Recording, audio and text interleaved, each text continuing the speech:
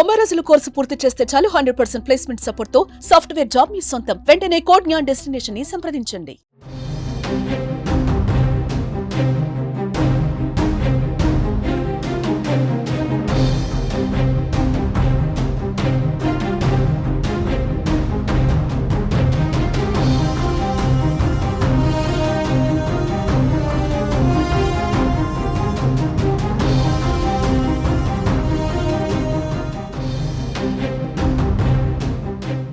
తెలంగాణలో ఎప్పటి నుంచో ఎదురు చూస్తున్న రేషన్ కార్డులపై ప్రభుత్వం అప్డేట్ ఇచ్చింది.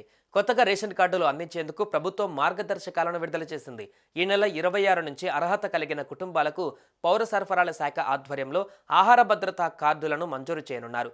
తాజాగా జరిగిన మంత్రివర్గ సమావేశంలో దానికి ఆమోదం లభించడంతో కొత్త రేషన్ కార్డుల ప్రక్రియను ప్రభుత్వం వేగవంతం చేసింది.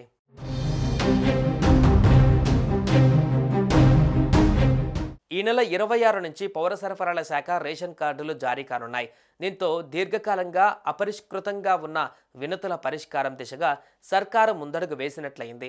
దరఖాస్తులను పూర్తిగా పరిశీలించాక కులగణన సర్వే ఆధారంగా రేషన్ కార్డులు లేని కుటుంబాల జాబితాను ఆయా జిల్లా కలెక్టర్లు, మున్సిపల్ కమిషనర్లు క్షేత్రస్థాయిలో పరిశీలన కోసం పంపుతారు. పాత విధానంలో ఆదాయ పరిమితి గ్రామీణ ప్రాంతాలలో 1,50,000, పట్టణ ప్రాంతాలలో 2 లక్షల ఆదాయం ఉండాలి. సంక్రాంతి తర్వాత నుంచి దరఖాస్తుల స్వీకరణకు పౌర సరఫరాల శాఖ సిద్ధమవుతుంది.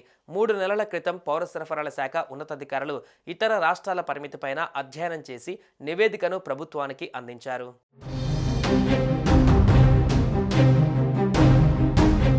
ఇక మండల స్థాయిలో ఎంపీడీఓ, యుఎల్బీలో మున్సిపల్ కమిషనర్ ఈ మొత్తం ప్రక్రియకు బాధ్యులుగా వ్యవహరిస్తారు.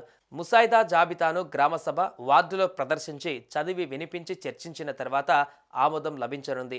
ఆహార భద్రతా కార్డులలో సభ్యుల చేర్పులు, మార్పులు జరగనున్నాయి. అర్హత కలిగిన కుటుంబాలకు ఈ నెల 26 నుంచి పౌర సరఫరాల శాఖ కొత్త ఆహార భద్రతా కార్డులు జారీ చేయనుంది. రాష్ట్రంలో ఇప్పటికే 89.99 లక్షల రేషన్ కార్డులు ఉన్నాయి. ఇందులో మొత్తం 2.81 కోట్ల మంది లబ్ధిదారులుగా ఉండగా, ఇప్పటికే ఉన్న కార్డుల్లో కుటుంబ సభ్యుల పేర్లు చేర్చేందుకు వచ్చిన దరఖాస్తులలో ప్రతిపాదిత లబ్ధిదారుల సంఖ్య 24 లక్షలుగా ఉంది. రాష్ట్ర ప్రభుత్వం గత జనవరిలో నిర్వహించిన ప్రజాపాలనలో కొత్త రేషన్ కార్డుల దరఖాస్తులు దాదాపు 10 లక్షలకు పైగా వచ్చాయి. ఇంకా పెరగవచ్చని అధికారులు భావిస్తున్నారు.